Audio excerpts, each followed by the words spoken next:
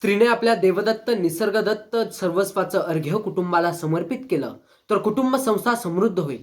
म्हणूनच आज जागतिक महिला दिनाचं औचित्य साधून मी उत्कर्ष क्षीरसागर आपल्या सर्वांसमोर विषय मांडतोय. स्त्री कुटुंब संस्थेचा कणा. मित्रहो, कुटुंब म्हणजे आपल्या जगण्याला अर्थ देणारा एक शब्द आणि आपले जीवन सुंदर बनवणारी एक संकल्पना. मनाने व शरीराने एकत्र राहत असलेल्या आणि प्रेम, माया, कर्तव्याच्या भावनेने एकमेकांशी भावनिक बंधाने बांधल्या गेलेल्या व्यक्तींचा समूह असतो.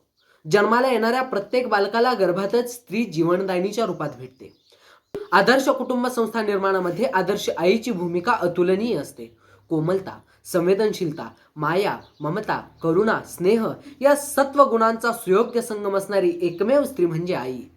प्रत्येक बालकाच्या शिक्षणाचा श्री गणेशा मातेनं सकारात्मक विचारानं केला तर निश्चितपणाने सुदृढ कुटुंब संस्था निर्माण होईल.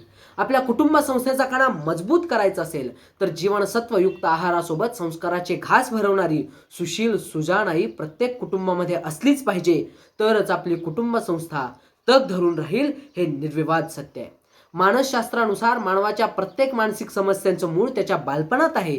तेव्हा आधुनिक युगातील पुढारलेल्या मातेने सजग दक्ष राहून मुलाचं पालन पोषण संगोपन करून स्नेहमयी वातावरणात गुणवंत, ज्ञानवंत, शीलवंत, कुलवंत पाल्य घडवणे हे उत्तम कुटुंब संस्थेसाठी नितांत आवश्यक आहे.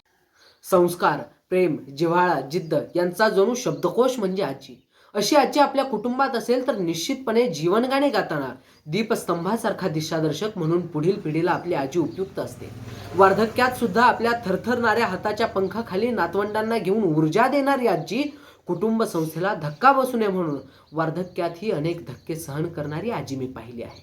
आणि अशी आजी पाहिल्यानंतर मला असं वाटतं की अशी आजी जर सर्वच कुटुंबात असेल तर कुटुंब संस्था खरोखर बळकट होतील, यात काडी मात्र शंका नाही. माझ्या प्रिय भगिनींना मी नम्रपणे एक गोष्ट सांगू इच्छितो. निवृत्ती ज्ञानदेव सोपान या महान संतांची लाडकी धाकुली बहीण मुक्ताई ही राग, लोभ, द्वेष यापासून मुक्त होती. तिच्या निगर्वी प्रेमळ स्वभावाला उभ्या जगात तोड नव्हती. अतीव मनस्वी प्रेमळ भगिनी म्हणजे मुक्ताईच, असं तिच्याबद्दल व्यक्त व्हावंसं मला वाटतं.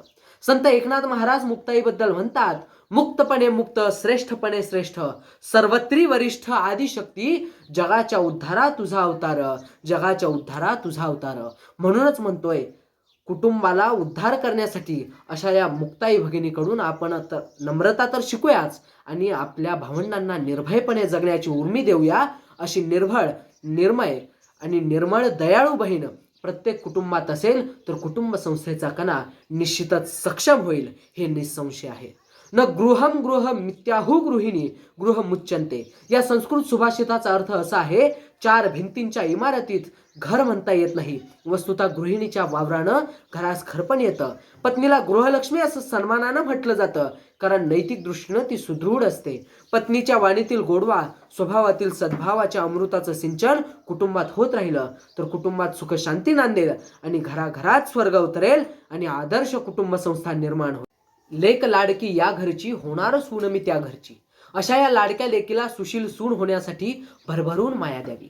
आपल्या वैभवशाली संस्कृतीची वस्त्र, सुसंस्काराचे अलंकार जरूर त्यांच्या अंगाखांद्यावर घाला, पण हे करत असताना उत्तम कसदार आहार देऊन त्यांचं शरीर संवर्धन करावं आणि तिला ताठ मानेने जगता येईल अशा प्रकारे स्वावलंबी करावं. कारण तिच्या अस्तित्वावरच तिच्या कुटुंबाचं भवितव्य अवलंबून असतं. तिनं कोणत्याही परिस्थितीत धैर्यानं उभं राहणं गरजेचं आहे. तिच्या सृजनशीलतेला वाव दिला पाहिजे. नवनिर्माणाचे स्वप्न उराशी बाळगलेल्या लाडक्या लेकीला सक्षम करणं क्रमप्राप्त आहे. कारण अशा वातावरणात वाढलेल्या घडलेल्या मुलीच कुटुंब संस्थेचा कणा ताट ठेवतील, हे त्रिकालाबाधित सत्य आहे. कुरळ्या जावळाची गोरी पानं बाहुली, नातीच्या रूपानं घरादारात धावली, आई आजीची सावली तिच्या मध्येच भावली, आई आजीची सावली तिच्या मध्येच भावली. घरादारात दुडू दुडू धावत बोबड्या बोलानं सारं घर चैतन्यमय करणारी नात कुटुंबात असेल तर कुटुंबातील वातावरण प्रफुल्लित, उत्साही राहत असते. आई आजीच्या संस्कार संपन्न जीवनशैलीचा साक्षात्कार नातीमध्ये झाला तर खऱ्या अर्थानं कुटुंब संस्था नाजूक, कोमल, तरल आणि कणखरी होईल, हे मी ठामपणे सांगतो. आई, आजी, भगिनी, भार्या, तनया इथपासून ते नातीपर्यंतच्या स्त्रीत्वाच्या अनेक धाग्यांचा, भावभावनांचा, प्रेमबंधनांचा उत्कट आविष्कार मी आपणासमोर उलगडला. शेवटी जाता जाता एवढंच म्हणेन, कुटुंब संस्थेचा कणा कणखर ठेवायचा असेल, ठेवायचा आहे ना? मग आधुनिक युगात वावरताना प्रत्येक स्त्रीला संपूर्ण जीवनाविषयी सुयोग्य मार्गदर्शन मिळणं अत्यावश्यक आहे. प्रत्येक स्त्रीनं शारीरिक सजगता, मानसिक तणावमुक्तता, कौटुंबिक कुशलता, आर्थिक योग्यता, भावनात्मक परिपक्वता जपणं हितावह आहे. कोणत्याही प्रकारचा गर्व, अभिनिवेश न बाळगता घराघरात सुसंवाद साधणारी, सृजनशील समाज घडवणारी स्त्री, नारी, महिला ही कुटुंब संस्थेची आधारशिला होती, आधारशिला आहे आणि आधारशिला राहणारच. धन्यवाद.